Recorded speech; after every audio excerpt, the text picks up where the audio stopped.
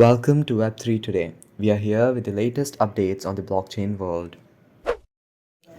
Meta Labs has confirmed that 91 Ether is currently stuck in one of its new smart contracts, Gemstone IDO. However, the firm claims that the funds to be safe and to have found an elegant solution for rescuing the funds which accumulated during the Gemholic token sale. EigenLabs, the protocol that allows Ethereum validators and stakers to restake their assets onto other emerging networks, has just launched on the testnet. According to the white paper, EigenLayer also has plans to enable restaking for Ethereum withdrawals from the Beacon chain following the Chapel upgrade. Ramp became the first fiat to crypto on-ramp to support direct purchases into zero-knowledge sync era, hailed as the first zero-knowledge EVM. Users can now purchase cryptocurrencies directly to the zero-knowledge sync era network, starting with ETH and USDC.